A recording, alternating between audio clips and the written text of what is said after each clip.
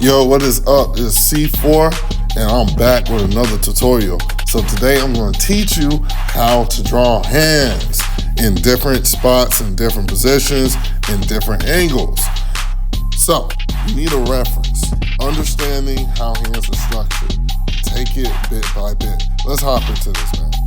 All right, so I'm going to come in with a few references to look at. So I'm going to start off with the backhand.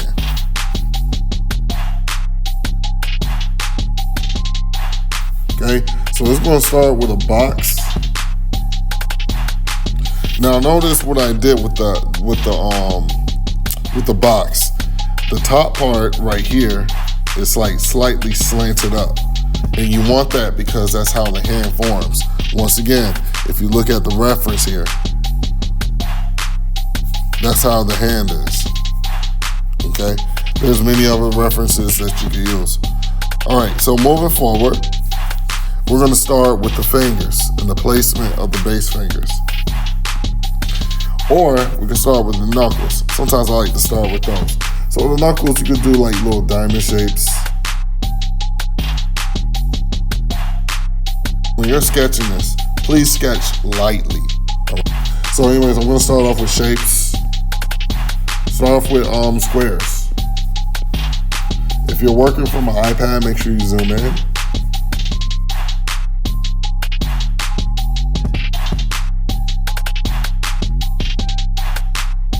Cool. Now, mind you, these are only shapes, and we could easily add details later. We're gonna draw much narrow squares on top of these squares that we already drew. When I draw these fingers, I'm going to draw them very relaxed. It's easy to draw stiff fingers. So these fingers right here are a bit stiff. To me, they are. So what I'm going to do, I'm going to add these little circles, and these are going to be the joints.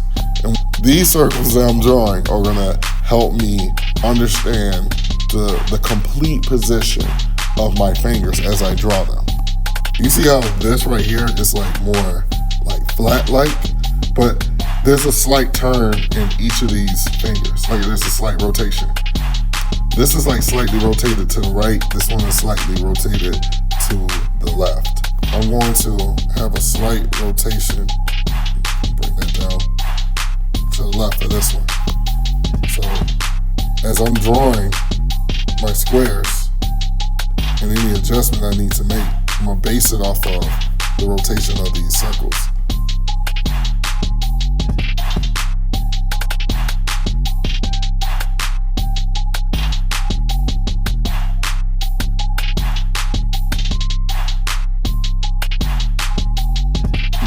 In most cases, when you're dealing with fingers, you always have to make sure you zoom out, take a look at your hand, make sure everything's proportioned correctly. You want to make sure, first off, the middle finger is the longest finger. And then the second longest finger is the ring finger. Then the third longest one is the index finger, and then the pinky finger. And then last but not least, the thumb. One thing I want to also emphasize is that you want to also create lines and measurements. And once you're done adding, all your sketches and all your joints together, what you want to do is connect everything together. So it's a cool technique that I learned where you draw pieces of the body and then connect it together later. It's such a faster process. Cool. So I'm going to go ahead and fast forward this video so that way you don't get bored with the process.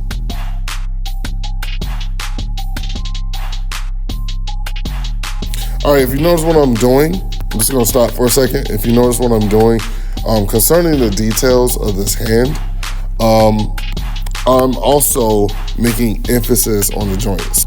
Whenever you run into these circles right here, if you notice I made these circles, they help me to identify where the joints on the fingers are.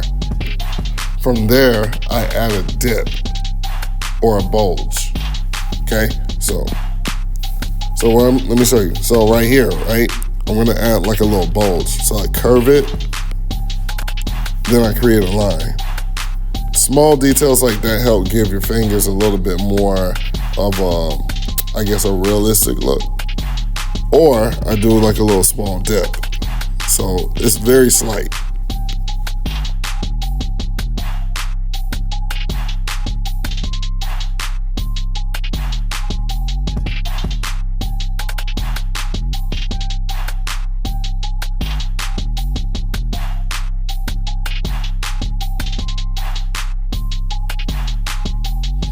All right, cool. So now I want to do a quick overview of what we just did. First thing we talked about was making sure that you get a reference.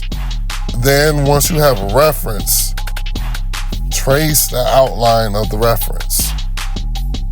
Create a skeleton, create a sketch, a breakdown of your hand.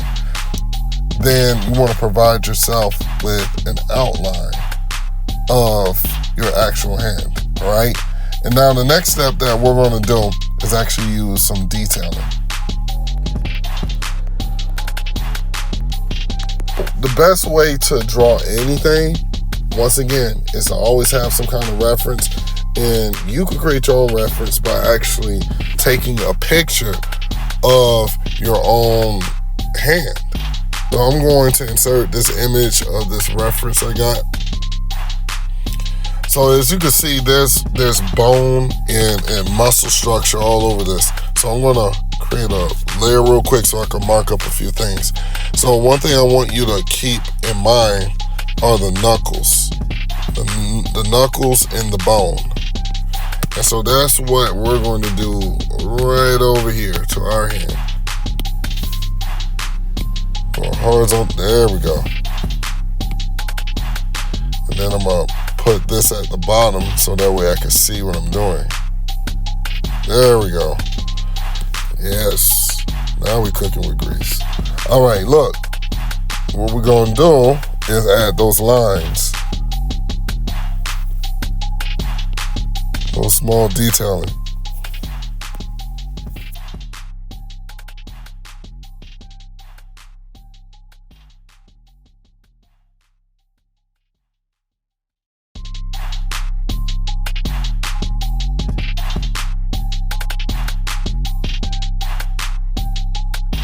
All right, next up, I'm going to move this hand to the side and we're going to move on to the next one.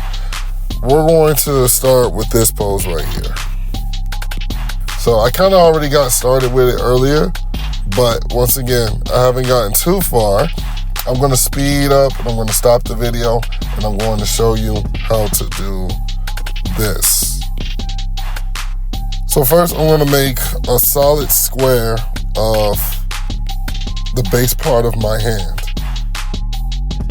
All right, so the next thing I'm gonna do is I'm going to add the squares of my fingers.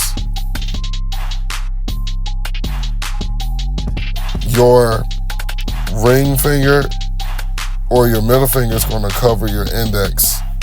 Your ring finger is gonna cover your middle finger, and then your pinky is gonna cover your ring finger.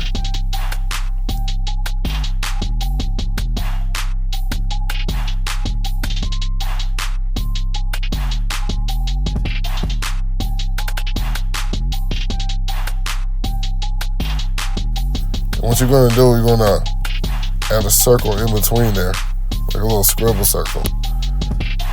That's gonna provide as a joint. And then you're gonna do the same thing for the knuckles, because your knuckles is like the base part of your finger. One circle for the index, one circle for the middle finger, ring finger, and the pinky. Now in the background of all this, there's your thumb.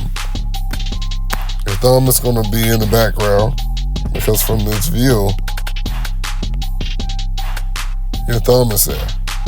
If you look at it, your thumb is going to be like somewhere around here. And then it expands out, but you don't see that. So you have to make that visible and you got to make that real.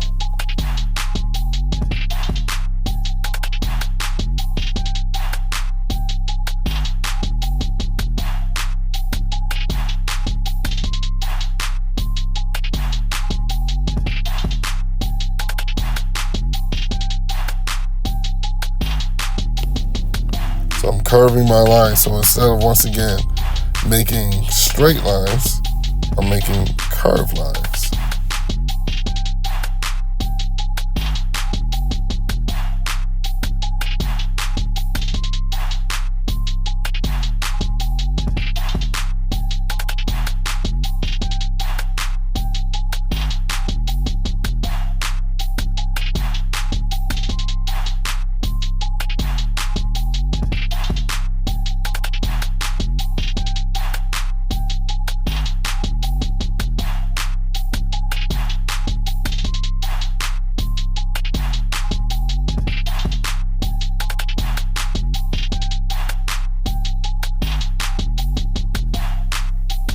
Alright guys, thank you for watching.